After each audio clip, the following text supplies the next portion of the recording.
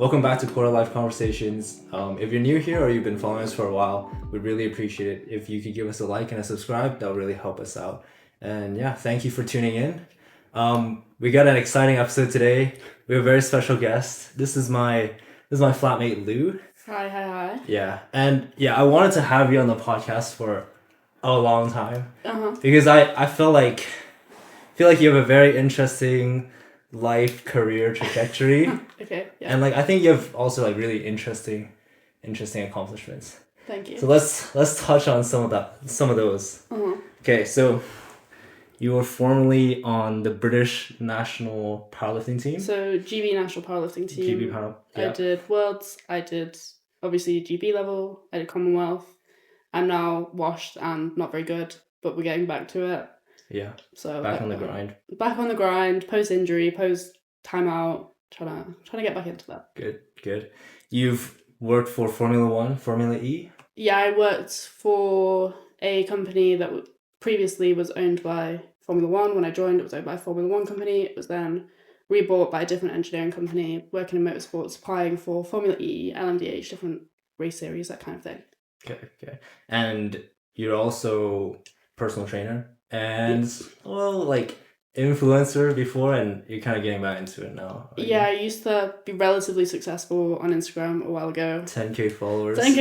Now I deleted that account, and now I'm back in the... What are you now? in the small account trenches. Hit 200 the other day. Good. Kind of getting back into that grind too. Painful, but getting there. So you're kind of now you're kind of slowly coming back into these things that you've... Yeah, I had a bit of a reset, especially when I was on placement with my old job. I was very, very busy. I didn't have a very sustainable sort of routine, and I'm taking advantage of being back at uni, taking my time, sort of getting back into my hobbies that make me feel good. So that kind of balance is back, hopefully. Yeah, that's good. Was lifting, I would have to assume that it's always been a passion for you to get to a level where you could compete, or how does that process work? Did you always want to compete, or? It's very random. Yeah. So during COVID, I was working in a supermarket because everything was closed. I was a student. Yeah. And my manager at the supermarket was a PT and a coach in powerlifting, but obviously the gyms were closed, so he was just working there with me. And he told me for a very long time, you'll enjoy it. I was a kid that hated sports. Don't make me run. I was making excuses at school not to have to do sports. And then he finally convinced me. I was like, fine. I went once. I fell in love with it. That was it. I had a really great coach. And I think I was naturally I have some of the genetic benefits. My build is good for it. And yeah, I just completely fell in love with it. I didn't know gym before powerlifting. It's only ever been powerlifting. And I was just consistent because I had a coach from the beginning. And that sort of led me to make very good progress very early on. Yeah. Would you say that's a main passion, or what would you say that powerlifting is? Yeah, I think it's such a big part of my personality and my lifestyle now. It's part of your brand. It's part of my brand. I love doing it. It's the main consistent in my life. Obviously, being a uni student, it can be very chaotic. And I went on placement, I came back, I finished college, whatever. Yeah. And it's the main constant that I'm in control of. So wherever I am, there's probably a gym. It's almost like a comfort zone kind of thing, right? Yeah, it's my time for myself. And obviously I enjoy doing it. But it's a nice third space because obviously as students, it's hard to have a third space. You're at uni all the time, you're at work all the time. Yeah. And everything else is so expensive. You grab a coffee with your friend, you're ending up spending money, whereas you can go to the gym. Obviously, you pay for your gym membership. Yeah. But it's cheap in the UK, actually. But it's relatively cheap, right? I know, here. My gym membership is, less than £30 a month. And I just turn up, I do my thing, whether I go with friends, whether I go by myself, whether I'm coaching. It's, that third space of, I'm not looking at my phone. I'm not thinking about uni, and I still feel I'm being productive. You're not brain rotting. I'm not brain rotting, literally. So, obviously, as someone, who, got to a very respectable level in powerlifting, would you say you were, very disciplined from the get-go? Or do you think, with consistency and stuff like that? Or do you think it came with time? Or, what did that process look like to kind of build up to that point? I feel I'm very relaxed with my training. Obviously, we live together. You've seen, my diet and that kind of thing. Yeah. I'm very relaxed because I think this, obviously everyone has their own interpretation. If you turn it into a chore, you're not going to want to do it. Yeah. And obviously, so I'm very relaxed with it. But for me, I've never seen it as a chore. I've always enjoyed doing it. So it's always been something that, like, I've had a good day, I want to go to the gym. I've had a bad day, I want to go to the gym. Yeah. It's sort of that, like, not putting too much pressure on myself and just kind of taking it day by day. I had a program to follow at the beginning because I had my coach. Yeah. So it was out of my control. My progress was completely controlled by him. Excellent coach. He's retired now, but very, very good coach. And it's sort of like, it happened naturally, but it wasn't forced. I never had a goal to go to high level. I just did it and I liked it, that kind of thing. So it's almost like your consistency came from your passion, kind of, right? Yeah, and I wouldn't automatically, like, call it a passion at such high extent at the beginning. Yeah. I was just exploring a new thing, and Yeah. I was good at certain parts, I was bad at certain parts. Yeah. And I just still turned up, and I never disliked it. Yeah, it was sort of like an interest, like you're testing things out, right? But you weren't actively actually thinking about, oh, I need to be consistent and do this. And I do never this, had right? numbered goals very much at the beginning, because my coach had them. Even going into competition, I wouldn't know what I would be lifting that day. It'd be controlled by him. So very, like, definitely very relaxed. And I had, especially in my original home gym, had such great community. Like, it was a social thing. It was the main part of my social life, that, like, my friends was there. I was friends with my coach. I was friends with the people working at the gym. It was like that kind of, like, it was the fun part of my day, whether I could easily spend hours in that gym. Yeah. That kind of, like, I didn't have a reason not to go because I had fun there. It wasn't torturous. Yeah. I was making progress naturally, and it wasn't painful or frustrating. Had good days and bad days, obviously, but you turn up and you keep doing what you enjoy. Yeah. Yeah. I feel like that's the most, like, wholesome way to approach that, or like a hobby, or like a gym, actually. Yeah. Because we did a previous episode talking about the gym as well. Yeah. And we were talking about why do Gen Z people go to the gym so much more often now? Yeah. And then we were talking about, like, what is the motivation, and we were kind of talking about, like, body dysmorphia, and actually people just going purely for the aesthetics. Yeah. That's like the goal. That's the goal they're trying to aim for, and that's why they're consistent. But then actually yours is just that it's kind of it's just something that's relaxing for you. It's just something that's like almost like a me time for you, right? Yeah. And so that's actually, yeah, that's quite interesting, that motivation, because we had somebody leave a comment as well, like they were saying, like, gym can sometimes become like this vicious cycle. Yeah. Because, like, social media, like, with like the heightened beauty standard is making you more insecure. Yeah. So you go to the gym to fix that. Mm-hmm. But then when you go to the gym, you also start becoming insecure because, like, there's things that you didn't know you could be insecure about. yeah, right? yeah. So which is so interesting, because I had a friend who, yeah, I guess he had body dysmorphia, so he went to the gym, and now he's like jacked. He's like, but he's not happy, right? yeah, he has more body dysmorphia now than before going to the gym. Yeah. So like, it's just really interesting that different kinds of motivations could turn something that's kind of good, like gym, something that's like generally like a healthy thing to do, into something that's like obsessive and actually bad for you. If I can ask a question then, so if we know that that's like a path that you can go down if you're going into it just purely for aesthetic or whatever, then what do you think is the best way to kind of approach the gym or like these activities that, you know, build up over time with discipline? Is it like that you have to fundamentally just enjoy it at a base level, do you think? I think seeing the gym as a sport rather than like a personal customization thing, like, I've never got into the gym in terms of aesthetic. Yeah. But it's one of those, it's like, you never hear of a bodybuilder who's ever, not that I criticize bodybuilding, I respect it wholeheartedly. It's a very difficult thing to do, it's very disciplined, but you can't ever tick a box. You can't go, that was my goal and now I've done it, because you can put weight on, you can say, like, my weight goal is I want to put on 5 kg, and then in your head you associate that with satisfaction and happiness. Progress. And you go, yeah, I'll be happy when I do that, and then you realise there's another 5. Yeah. Like, there's never an end point. Whereas if you do it as a sport, you can go, I want to add 5 kg to my deadlift. And then you do it and you go, sick, I've done that. And now I'm happy. And now I'll progress. But it's not relating to your self-worth. But could it not, like could you not associate, for example, like strength as well? Like, I mean, do you go to the gym also like for strength purposes then is there not that also like, oh, I need to hit my PR, or I need to increase weight, and if you don't, then like Obviously it's frustrating, but I think it's Yeah. easier to separate your idea of self-worth away from your achievement. I think if you're going for an aesthetic reason, it's very easy for issues in the gym to leak into your social life and your mental health. Because let's say you're on a strict diet, you track your macros, fine. I track my macros. You track your macros. If you're then saying, I'm not going to go see my friends because they're going out for dinner and I can't eat what they want to eat, Yeah. that's bad. If you, obviously, thumbs down, go and have fun. There's ways around it. Bring your meal prep, do whatever. But if it's leaking into your social life, or like, I don't want to go to uni because I need to eat at a certain time, you need to, like, you're not seeing people. You're not living your life as you usually would. Yeah. Whereas if you lift and you have a bad lifting day, the other day nearly peeled all the skin off my back while squatting, and I thought, damn, bad.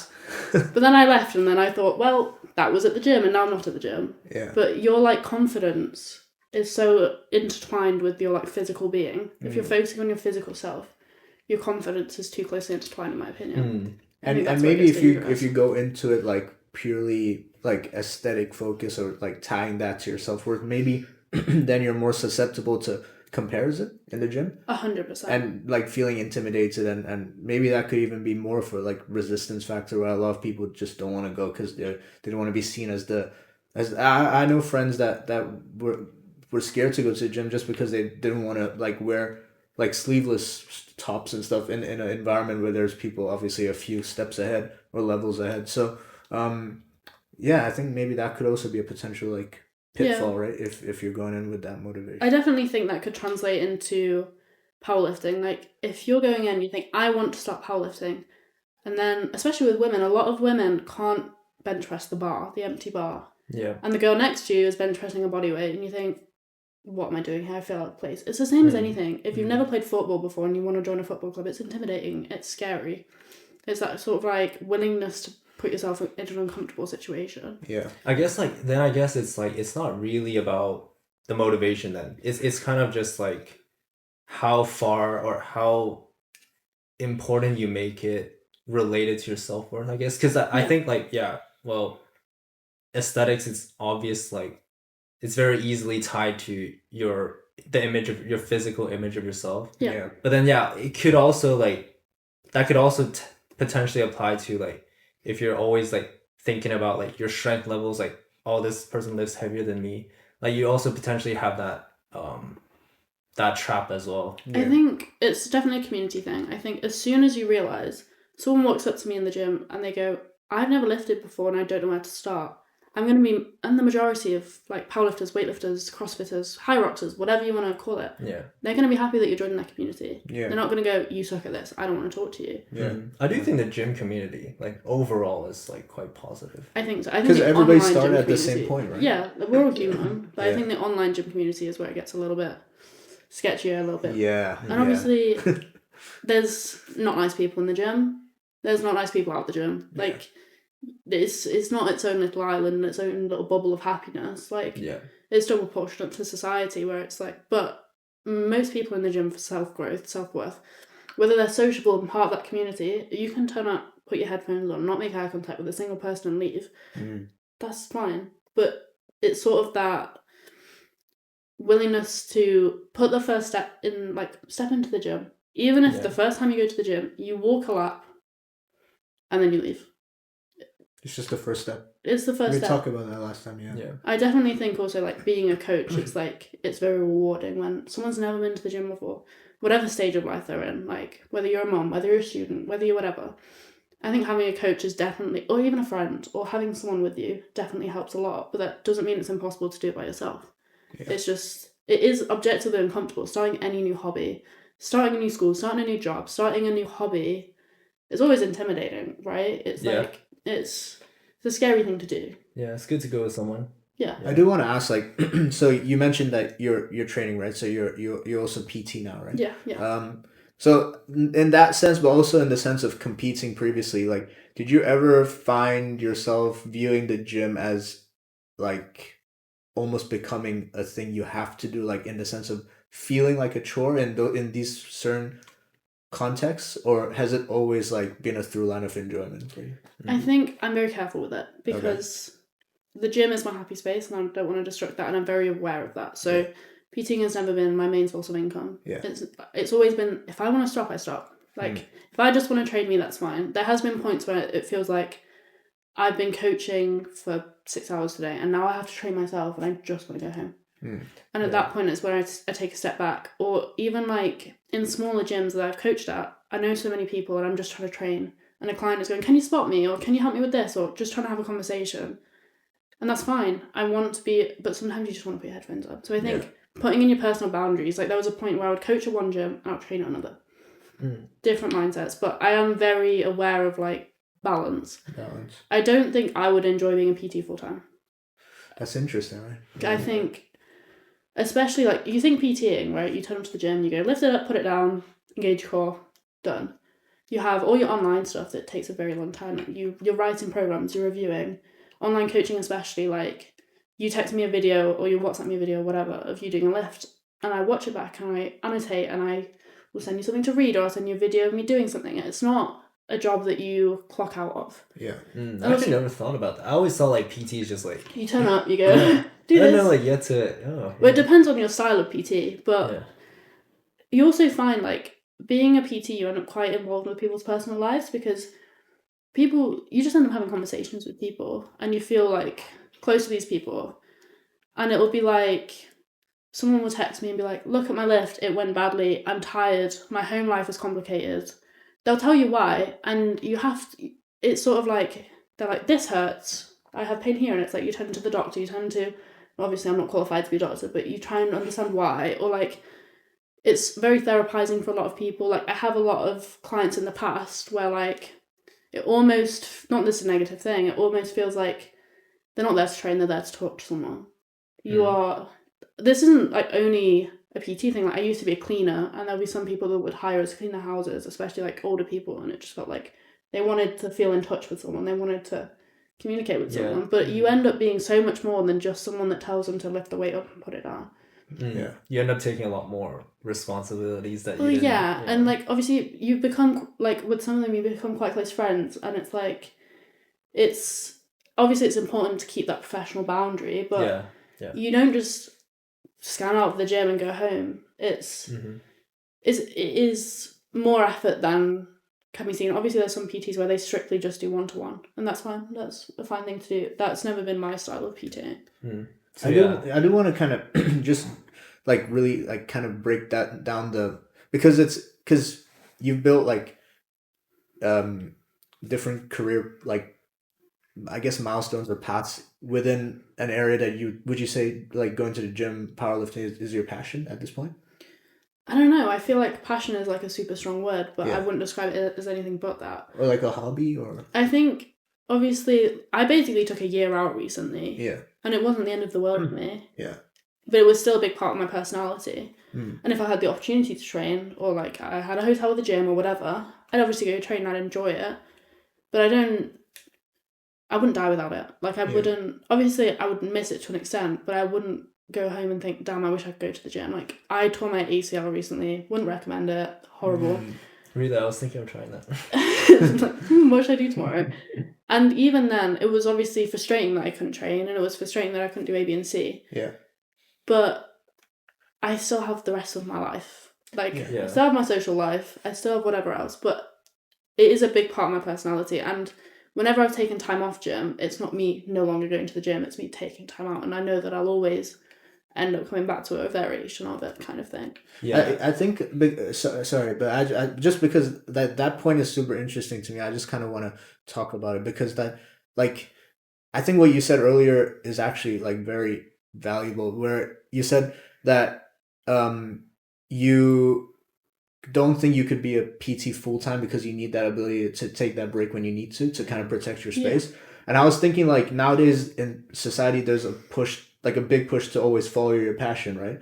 But it kind of brings into question what vertical you should follow your passion in, because I would, based on what you were saying, it almost seemed to me that you should follow your passion, but in a space or an environment where you can control, I guess, how you work in a sense, or control how many hours you put in and stuff. It could be that maybe following your passion in a corporate sense where how you work or your working environment is out of your control and you're gonna end up working hours you don't want to work, and maybe that could lead to eventual like burnout in the sense of you lose that passion that you have. I don't know. I was just thinking that's an interesting kind of point you're bringing up. I think it definitely. So with PTing, Yeah. I love it. I love PTing. I love seeing personal growth. But inherently, it's always based on other people's insecurity. Yeah. No one turns to a PT because they feel confident 10 out of 10. Yeah. And I think that's what makes it sort of emotionally difficult. But it's the same thing with a job, right? Yeah. If you have a job that's rewarding, work as many hours you want. If it is negative to you, you're not sleeping, you don't enjoy it, you don't really have a reason to drop everything. But I think I'm a big advocate for like protect your peace. Yeah. Like, be in tune with how you're feeling. Yeah, and like you always, even like when I was on placement, there's always like a lot of social media pressure to like do the most all the time. Like you don't need to be the first one in, you don't have to be the last one out. Mm-hmm. Go home, eat 3 meals a day, see some friends, touch some grass, chill. Yeah, that's why I feel like the thread that you're tying into all this is just like the balance, right? Because like I know you're trying to cut, right, for competitions and stuff, but like like when I see you do it, like you don't take it so you take it, you don't make it into a chore, you don't make it into something that like I don't know, like defines you. You just take it chill. Like if you mess up, okay, whatever. You just I'm not saving lives. I'm lifting up circles off the floor. And like you just like I think you just take it day by day. I think that's like I think especially with my food thing, you have to be very careful with your relationship with food. Because once you fuck it up, you can't go back. My relationship with food in the past has been very complicated. It's gone to like borderline extreme levels of bad. Yeah. And it's not cute. Because it's like eating disordered eating, whatever you want to call it. A lot of bodybuilders suffer with it and they don't realise it. Or like, there's certain things that once you wire your brain a certain way, you can't go back. And you have to be very gentle with yourself. It's like, you track everything you eat. You know what's in everything now. Yeah. You can't forget that. Yeah. So if you were to keep going and whatever, that information's in your brain. Mm-hmm. You're wired to think this is good, this is bad. That's the thing. It's like right now when I'm tracking my macros and stuff, like I think at this point, I think I'm doing it in a healthy way. It's like, yeah, I have this goal. I want to reach this certain weight. I want to get this amount of muscle. And I'm going to take the steps that I can to get to that point. I think that's valid. Yeah. But I think if it becomes something that's like, oh, I'm not 75 kg and like I feel so bad about myself, and like I think that's like that's when like tracking and doing all these things becomes like negative, right? Yeah. But it's also like, okay, let's say we all finish filming and we go, let's go grab something to eat. Yeah. And you're sat there and you're thinking, shit, because that's not going to fit my macros. Yeah. And I want to enjoy spending time with these people. Yeah. But I feel like I can't. Or like, let's go for a drink, and you're sat there stressing, so you're like, what fits in my macros? What's calorific? Yeah. That's where it's messy, because you're going to be sat by yourself. Yeah. And it's obviously, we all know, we all survived COVID. Sitting by yourself is not good for the brain. As soon as it leaks into your personal life, your social life, your job, your academia. Yeah, it affects everything around you. It's bad. Like, it becomes bigger than like what it needs to be, which is just like a hobby. At the end of the day, whether you're aesthetically pleasing or however you want to call it, conventionally attractive, whatever. Yeah. It doesn't directly impact your well-being unless you choose it to. Yeah. Like, you've decided... That kind of ties into, like, all the looks vaxing stuff going on. Exactly, right? It's like... I don't think I objectively look like I go to the gym or lift as much as I do on a day-to-day. Yeah. I don't feel like that's something I need to do. I don't think it makes me happier. Yeah, you don't need to prove yourself to people. Exactly. It's a personal thing with yourself. Yeah, so I think key takeaway, don't make gym your identity. I think that's what we're trying to say. Take a day off. Chill out. It's okay. You missed that one meal. It's fine. Don't worry about it. Yeah, touch some grass. Like, genuinely, go and touch some grass and go and see some friends. You're fine. Yeah. Just because you can't see that one line on your ab, life is gonna keep going. I can't see the top 2 abs. Literally. Because a lot of people, I guess that's where they feel that lack of motivation is when they keep going and they're not able to make that jump in weight or whatever. But Yeah, like what It's you not guys that are deep. saying. Yeah, It's not that actually deep, not guys. that deep. Yeah. Like, just take give your yourself time. some grace. Yeah. It's fine. Yeah. It will all, do you know what I And mean? you will get there eventually. You just have to. Day by day. Yeah. Yeah. You're not Superman. All right, let's try to bring this back to powerlifting, right?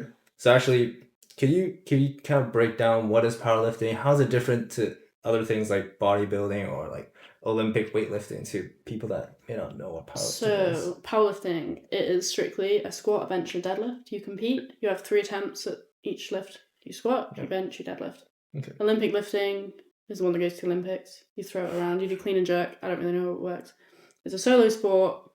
That's basically it. Do they do like bench, squat, and deadlift in Olympic? No. No, it's not the same.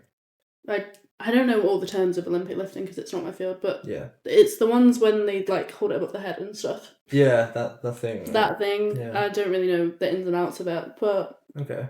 it's the one that goes to the Olympics. Powerlifting does not go to the Olympics; it goes to Worlds. Okay. Every time I see that, I don't know, like the one where you go off the ground and you push I up. want to try. If I feel like I'm so like I would be so scared of I don't know just cracking my Dropping. spine or something. You Right? know when you have to push up off the ground. Like they giggle at me for my benching form, but like your vertebrae are at risk. How Yeah. you do it. Obviously they do it very well. They do it correctly, but I would be terrified. But also the idea, the guy next to me is lifting the equivalent weight of me and just launching it above my head. I'm Yeah. like, that's crazy. That's so impressive. Yeah. Terrifying. And like powerlifting is like, I did some research. At this point, it's still pretty much a male-dominated sport, right? It's like Yeah. 1/3 women, I think. So It's getting better, but yeah. So how do you feel about that? Like, is that something you think about, or I think the women in the sport are overwhelmingly positive, okay? but you don't really feel it that much because I'm in the gym and I'm training. Yeah. I don't know how many women around me are powerlifting. I don't know how many men are powerlifting. Yeah. It's Does an that individual intimidate sport. you? Like, would that intimidate you if you go to a gym and it's like mostly guys? That is like the general situation. Yeah, I guess it would be. Yeah. Personally, it doesn't intimidate me. I feel like I'm very comfortable in a gym. Yet again, I started going to the gym with a coach who worked at that gym and made me feel comfortable straight away. It was never whatever weird with me. I had no reason to be afraid, and I've never been given a reason to be afraid. Yeah. I understand that it's intimidating if you're new to it. Yeah. But I've personally never felt like I really don't notice it. So as a as a PT, like let's say there was a girl that was kind of intimidated to go into the gym for this reason. What I guess advice would you say would be helpful to keep in mind or to conquer that kind of? I think you fear just again? have to remember you pay the same gym membership as everyone else. You have the same right to be there as everyone else. Yeah. Take up space. You have to also think that like at the gym, no one's really looking around them that much. Yeah. Like if you're like sat there thinking I don't know what to wear to the gym or I don't know whatever, I can't remember the last time I noticed something crazy at the gym. Yeah. I go to the gym, I lift my weights and I leave, and that's what the majority of people do. It's not a people watching scenario, right? Yeah, I feel like if you're going to the gym and like your worry is like what would people think about me? I mean, I know that it's a valid concern, but yeah, like stop thinking about what people think of you and like I think it's people's it's for you, right? primary like fear is that they're scared that they're doing something wrong, and that people like laughing or like judging or whatever. And obviously, when you're with me, an excellent 10 out of 10 coach, I won't let you do anything wrong, so it's fine. But also, no one will notice. I headbutted a barbell so hard the other day I thought I broke my nose and no one turned an eye. Like, No way. I accidentally launched 20 plates across the gym trying to move my barbell the other day. Oh, No is it one where you take noticed. off the weights on one end and No. I was carrying the full barbell, Oh. like walking with 20 on each side, and they fell off both sides. Oh my god. Not one person gave a fuck. Like, it really, really, like, people are just, they're not there to people watch. And even if you do something wrong, we've all done something wrong. Yeah, I think most people like are probably doing something wrong. I remember once I was like loading up a bicep thing and I removed all the weights on one side and it slammed so hard. The whole gym stopped like talking for a second. But then and they I was just continue. this is awkward. But then after a second they kind of like the sound. But that was, and honestly, yeah, it's not that deep. And like, even if you saw someone else doing that, you'd think, damn, we've all been there. Yeah, exactly. Yeah. The world keeps spinning, but it is an intimidating thing to do. Yeah. Especially like I find women that are less around men in general are more intimidated by it. It's like, it's the presence in general that you're outnumbered. Yeah. That you feel like they think that that's their space. But I find that it's quite rare that for a man to think that. You can ask them, like, are you bothered by women in the gym? They'll go, So do you why? think women only spaces in the gym are actually then a benefit, like a good overall net good, or overall net not like negative because of the fact that it's allowing for that isolation? So I think there's no harm. No harm done, right? And I think if you feel more comfortable over there, go and have fun. I think it's a lot of Muslim women really appreciate it because they feel more comfortable in those spaces. Yeah. They're not perceived by men. They can whatever. And I also think that also it can be like handy because sometimes you just want to do your hip thrusts, and every single plate on the planet has been lifted by men because men are stronger and they lift more. Yeah. And there's 3 guys who are leg pressing with every single plate in the whole gym, and you're like, I just want my 100 kg to do my hip thrust. Yeah. And it's just there. Or like, I also think it's great that you can meet other girls. Because the gym women community, it's obviously growing massively. Yeah. But it's still the minority right now. Yeah. And I think you're less intimidated to approach another woman if you go, how do I do this? Yeah. Sure. You're more likely to. Yeah. I think it's good. I just think there's no harm done. Yeah, I guess it's like, I don't think there's really a downside. You're just giving people more choice, right? Like, you could still go to a mixed gym if you want to. But if you're not comfortable, you could go. The only negative experience I've had is like 24-hour gyms, women's sections. I'm not generalising men at all. This is not like, you can just have a creepy man sat in the corner. Yeah. Or you can just have like a man waiting at the door for you to go in and out, and it's like, that's gross. Oh, to the women's section? Yeah. Really? Because you can't say you're not allowed men.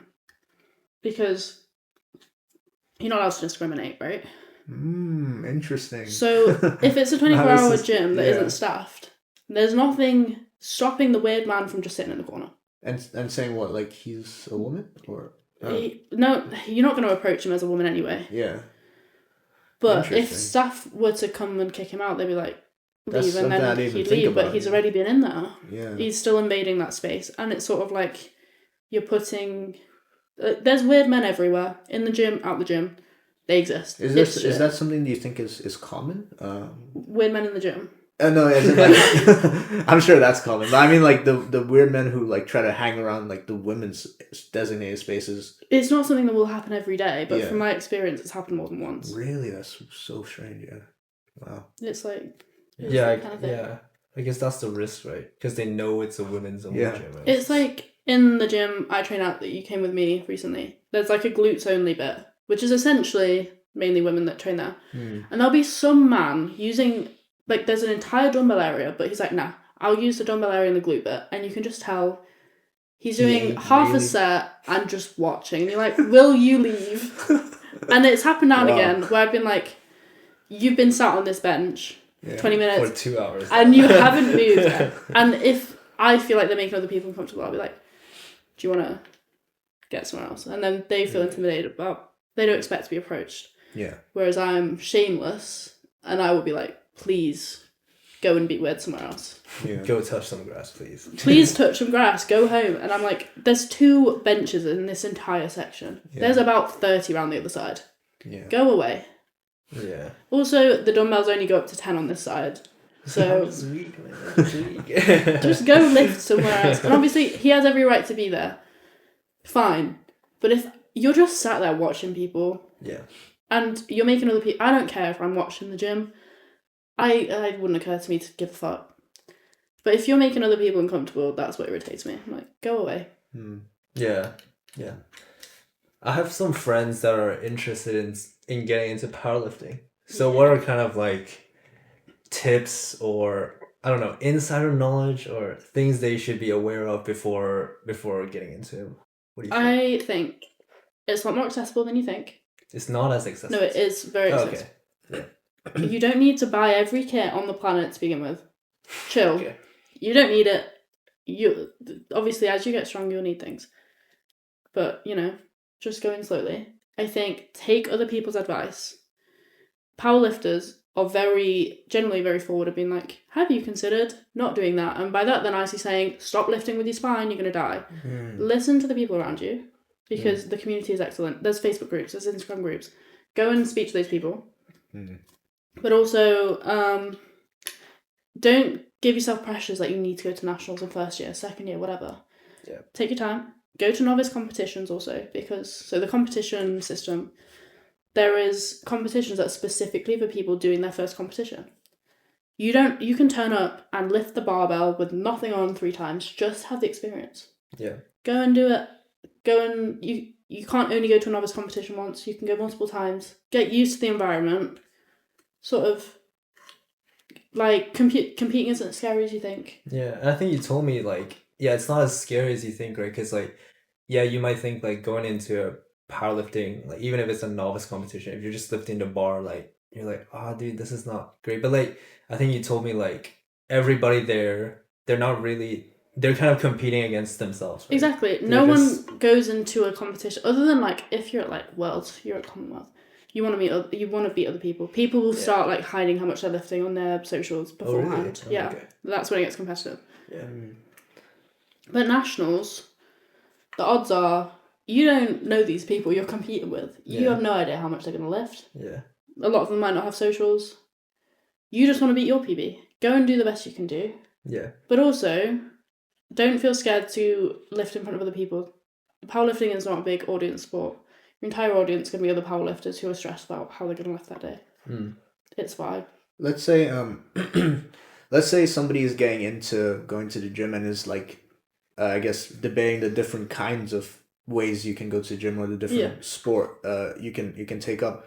What would you say that powerlift gives that others don't? What advantage do you think powerlift has that maybe others don't in bodybuilding or CrossFit or whatever? I think it's very accessible. Yeah.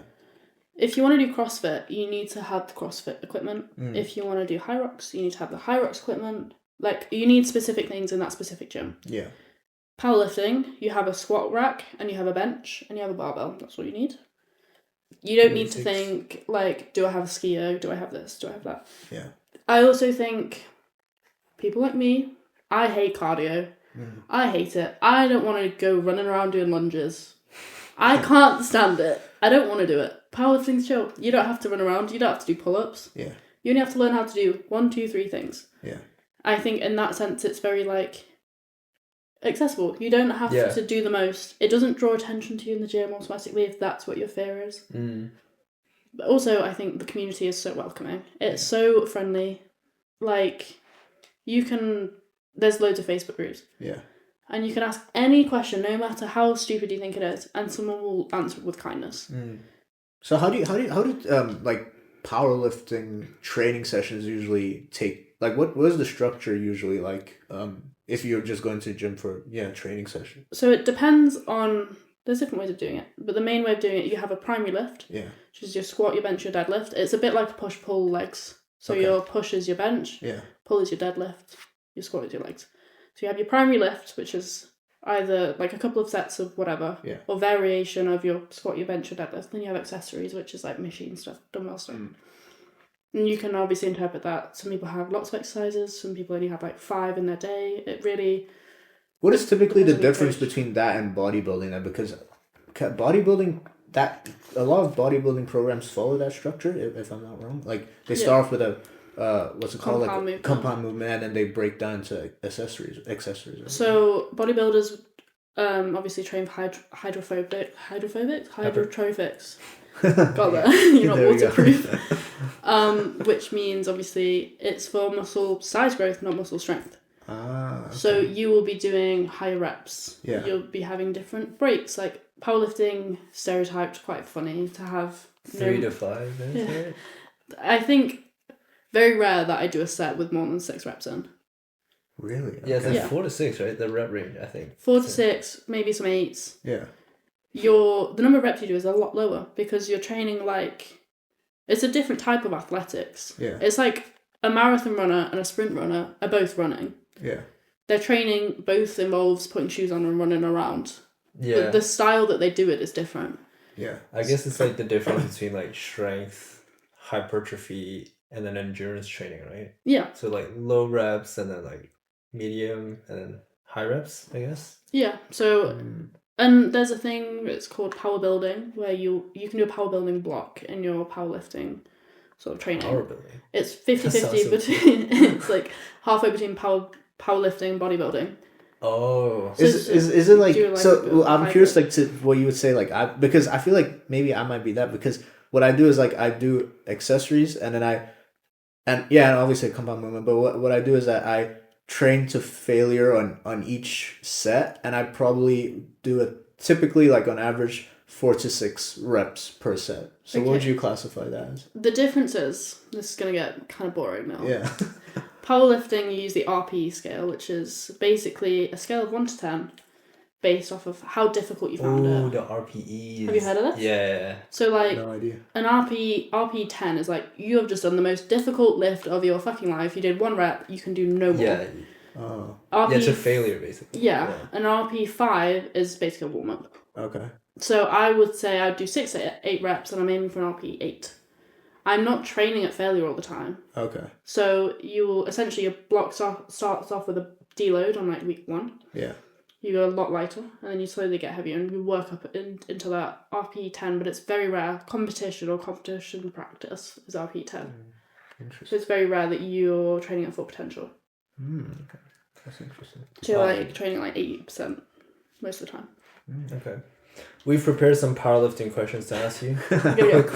Quick fire powerlifting questions. Okay. And most obvious, we have to ask, what was your PR? What's your PR now? Okay, so my deadlift is objectively bad. It was probably around 140 on a good day. 140. Yeah, Okay. on a good day. On a very good day. This is completely clears us by a mile. This is your prime, right? You're talking about prime numbers right now. Yeah. Okay. My 140 kg. squat probably got to about 150. But most of my competitions, I competed bench only. I was bench specialist, so I'd only compete my bench. Yeah. Which got to around 90-ish, 90, 100-ish. Okay, 90, 140, 150. I'm now working towards a 100, 100 and body weight, so bench being my body weight. Which I managed to deadlift 100 recently. Big nice. A, very happy. Squat, I fucking hate squatting. It's my least favourite lift by far. It's currently about 85, 90-ish, and then my bench is about 6, 7. 6, 7. 6, 7. Oh yeah. I could get 70 if I wasn't fatigued and sick. I'm still a bit sick, but I think I could get 70. I'm proud to do 67 also. My proud spotter and humbler. I can bench really good, and then he comes along and benches the same as me. I'm like, manpower, I hate it. I'm a powerlifter. I'm an arch, bro. Yeah. Check my arch right now. Check my arch. But like for a man, that's like pathetic though, right? But it's based on body weight. It's based on body weight. Okay. But then I still weigh more than you, so you're still winning. I'm getting there. I'm getting there. You're gonna match me one day. I'm catching up. All right. I mean, yeah, you brought it up. We have to talk about the cursed spine posture for bench. Like, why do you have to look like a bridge when you're bench pressing? Please, I'm an extreme. Explain it to us like we're I'm five. #bench goals. Like, people aspire. Powerlifters. My bench is impressive, so my back is like crazy. True. Yeah, you get a lot of like DMs, like people asking you. Yeah, about but basically 3 reasons. Number 1, it protects your shoulders. You will hear so many bodybuilders, so many hypertrophic people, and they go, my rotator cuffs are terrible, and I think maybe you should arch your bench. And your shoulders would be... You should arch more. Have you tried arching more? Wait, so can you break that down? Because I think in bodybuilding, it's like you have to pull your shoulder blades back, right? But we do that still. But so what's the difference then from that to powerlifting? So it's about the weight distribution. So when you're... How can I explain this? Let me put this on. You're going to do a demonstration. So, this is the bench. This is you lifting. The weight is distributed evenly throughout your back. Okay. It's not going straight down. If I'm like this... Oh, so it's angled. The weight is going straight down and into the bench rather than dispersing through your shoulders. Wait, literally. It's actually making sense now. Wait. And that's why, so it's better from your shoulders is reason number 1. It's better for your back because you're not getting weight pushed through your back. You're not doing this. The pressure is not throughout the whole thing. Yeah, it's going to your. It's going straight down and shoulder into the your- bench. Yeah. So ideally, if you arch well in a bench, your shoulders and the top of your back is the only contact of your back. It'll be the top of your back and your glutes. I must not be arching well though. Cause like, You're cause not my arching back great. like hurt so bad after we went. I was It's because you use a lot of lower back strength to hold that position to transfer that leg drive. And then reason 3, in competition, so there's less lots of is it commands, but essentially, if you're benching, you're at the bottom of your bench, you cannot push it back up until Mr. Referee says push, which means the bar has to be in contact with you, not moving, stable. So you have to pause your bench at the bottom. If your bench, let's go back to the diagram, you only have to move this much weight. Yay! Yeah. Half rep. Yeah. If you're down here, you have to move. Oh, so it is about that. Much. So it is to do about that. like, It's to do with the range of so motion. it is kind of about. But range of there's motion. rules that have made it so it's less extreme now. Because I know like especially Yes, like the some US are. federations, they got silly. They were just shoulder shrugging over there. Yeah. Yeah. Shoulder shrug. They're Yeah, literally go. just like. Yeah. I did it. Complete it. But now you have to have a 90-degree angle. Yeah. You have to have like a 90-degree angle here, parallel Yeah. with the shoulders. So you can't just. He's like, I'm Not sure lifting anymore. 200s. Like moves like 1 cm. There's not even that. They don't move and they just go. They just breathe. Contact. Done. Oh my god. That is why I bench like I'm having an exorcism. Yeah. It looks terrifying. It is terrifying, and we'll put a picture. I've never had a back injury. Just want to have that known. Mm. I've never I warm up properly. Well, half the time. Half the time, fuck it with ball. Half the time, I'm warm up properly. Okay, good. Thanks for clarifying. Okay, what are the most common mistakes you see people doing? Like if they're doing like powerlifting movements, or like just as a personal trainer, like common mistakes people usually do that you've noticed. People, as a personal trainer, feel like if you're at the gym, you have to be in pain, sweating, Oh, like sore. doing the most. Chill Yeah. out. It's fine. You do not, especially I find this with like older people. I do this with my mum. My mum drives me insane. I go, do 6 reps. And she's like, 37, 38. I'm like, stop. You're just flexing. No, honestly, my mum's also like buff. Like, she does Pilates every other week and she's built like a bodybuilder and it irritates me to no return. But like, people that feel Genetic like. advantage. I didn't get those genetics. Me neither. What the hell? But like, people feel like they have to be pushing themselves to 100%, sweating all the time. Yeah, for me, it's like if I'm not sore, I'm like, damn, I didn't push myself hard enough. Is that To me, is that if an I'm indicator? sore, I assume I'm injured.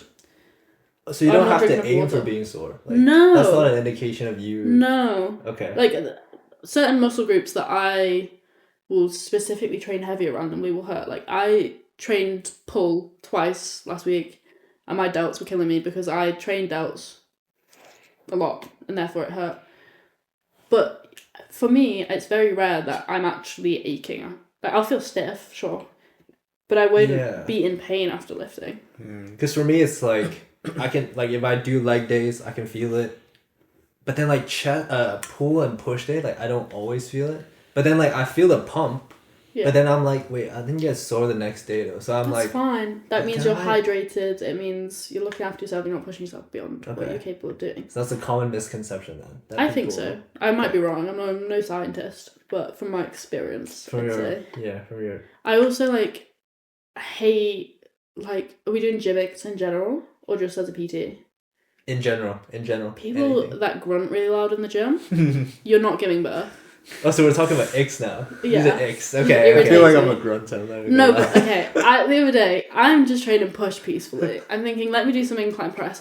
The guy next to me, ghost lifting, like doesn't even have dumbbells in his hands, Ghost lifting. and he's still screaming. And I'm thinking, Okay, yeah, will you that's- take a day off? Like ghost lifting. He's He's like- not doing And anything.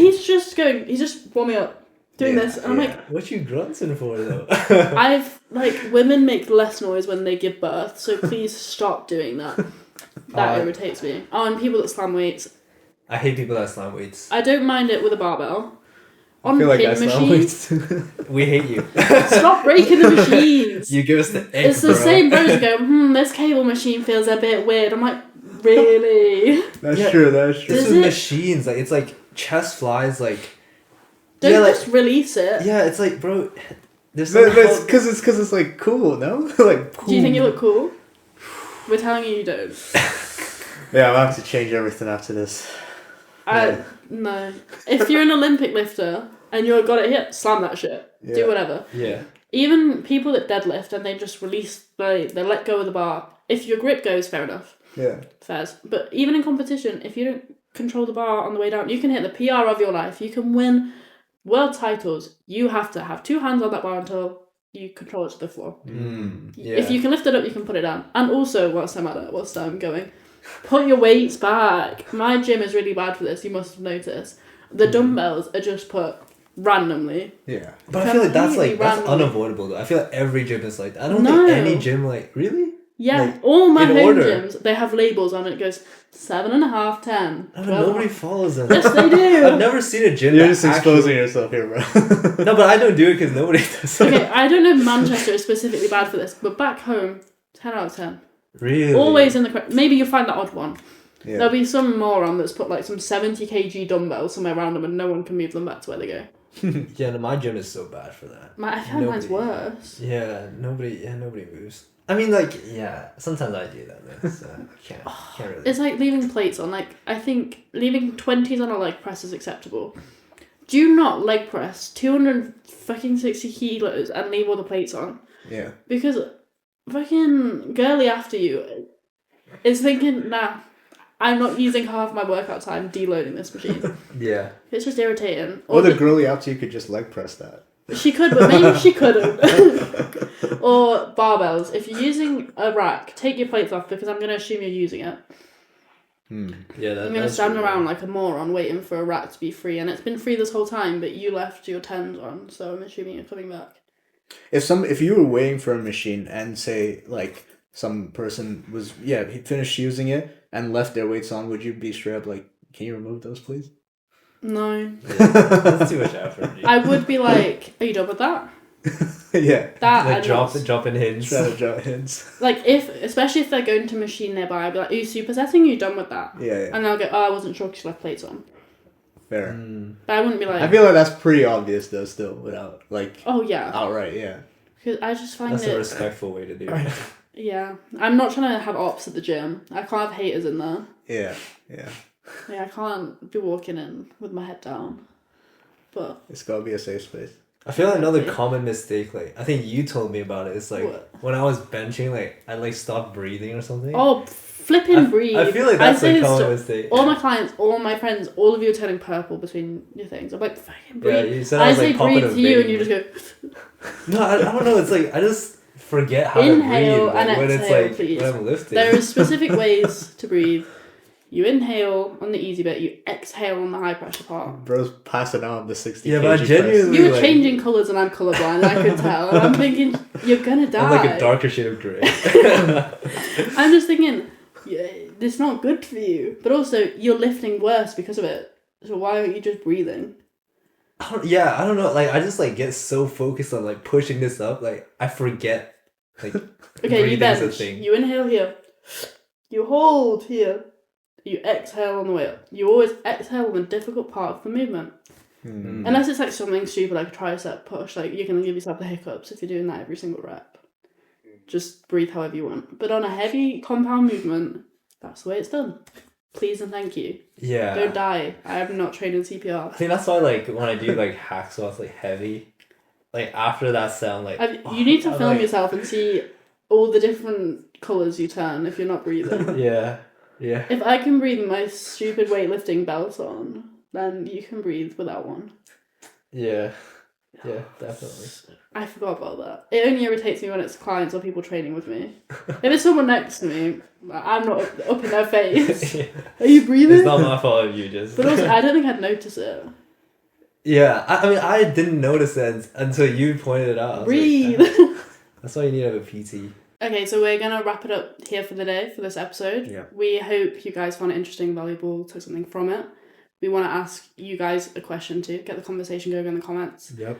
Let us know what is your biggest gym ick, or what is your most embarrassing gym moment, because we've all been there. Like, comment, subscribe, hit the notification bell, and we'll see you all in the next episode. Peace. Peace.